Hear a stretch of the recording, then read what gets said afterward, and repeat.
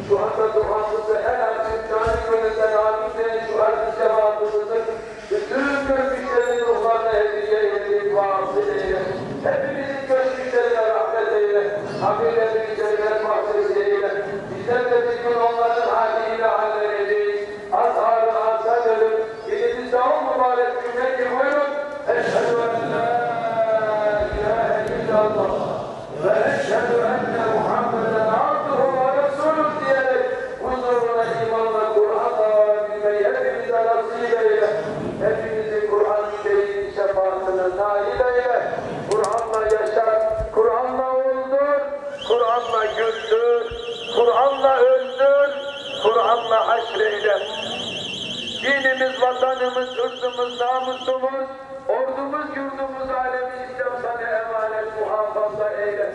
Birliğimizi, beraberliğimizi, huzurumuzu daim eyle. Bozmak isteyenlere fırsat verme. Ülkemize birlik, düzenlik, milletimize birlik, beraberlik nasip eyle ya Rab. Hastalarımızı şifaya eyle. Dertlilerimize devalar, borçlularımıza da en yakın zamanda ödemeyi nasip eyle. Sıkıntısı olan kardeşlerimizin sıkıntılarını def eyle. Ya Rabbel Alemin, özellikle senden hayırlı evlat bekleyen kardeşlerimize hayırlı evlatlar ihsan eyle. Hepimizin evlatlarını hayırlı eyle. Evlenip yuva kuracak genç kardeşlerimize yardım eyle. Yuvalarını huzurlu ve muhabbetli eyle. Amellerimizi makbul eyle. Sayimizi meşgul eyle. Zembimizi mağfur eyle. Ticaretlerimizi ticaretten tevur, sırrına mazhar eyle. Zarar etmeyen ticaretlerden eyle. Helal yollardan kazanıp, senin razı olduğun yollarına harcamayı hepimize nasip-u müyesser eyle ya Rabbi. Ahir ve akıbetlerimizi hayır eyle. Dünya ve ahiretimizi mamur eyle. İstikametten, sırat-ı müstakiminden ayırma. Gücümüzün yetmediği şeylerle bizleri imtihan eyleme ya Rabbi. Rızıklarımızı bereketli eyle ya Rabbi. Ya Rabbel Alemin, şu anda duamıza el açıp amin diyen şu aziz kardeşlerimizin gönüllerinde hangi muratları var ise muratlarını ihsan eyle. Seyhun kardeşimizin de her türlü muradatı hayriyelerini ihsan eyle. Hepimize yardım eyle. Bizleri dünyada da ahirette de utandırma ya Rabbi. Affedicisin, affı seversin. Biz asi, mücrim, günahkar kullarını affeyle. Kitabını sağ yanından alanlardan eyle. Sırattan şimşek gibi geçenlerden eyle. Cennetinden cemalini doya doya seyretmeyi hepimize nasip-i müyesser eyle. Dünyanın her köşesinde zalimlerin zulmü altında inim inim inleyen Müslüman kardeşlerimize de imdad eyle ya Rabbi. Şu mübarek 3 ayların fuyuzatından, berekatından, güzelliklerinden, hayırlarından en güzel şekilde istifade eden kullarından eyle. Amin, amin, amin. Bi hurmeti Taha ve Yasin ve selamun alel murselin velhamdülillahi rabbil alemin. El Fatiha.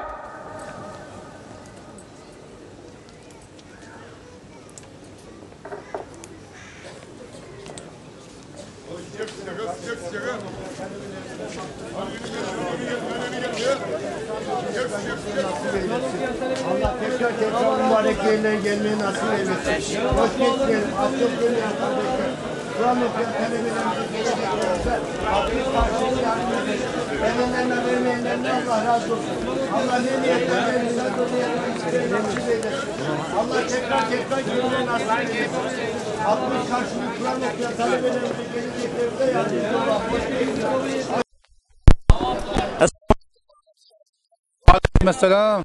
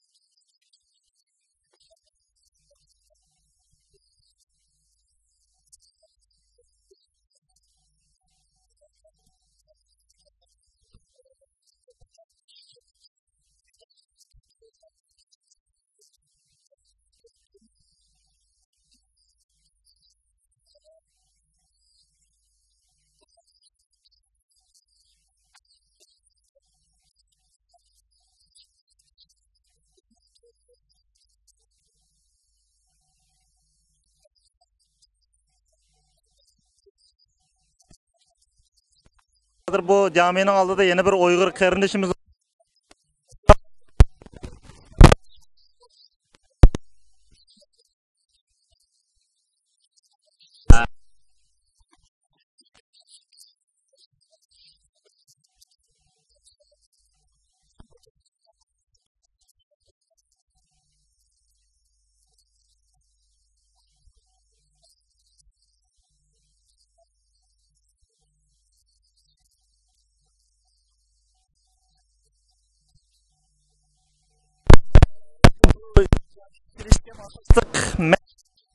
bu anda bir ziyaret bir tavap kılışmamda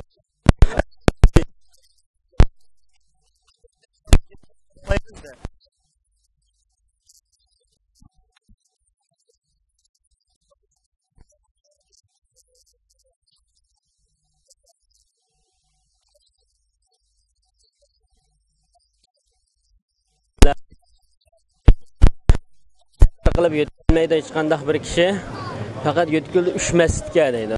Biri Masjidil Haram, biri Masjid Nabaviy sallallohu alayhi vasallam, üçüncüsü Quddus Sharif. Şunun safar qilib yetkildi. Bir o'rinlar safar qilib yuk taxtiga men falani yani ziyorat qilib kelman, hukun yoki munda chiqib kelman. Deyish islomimizda buyurilmoqda.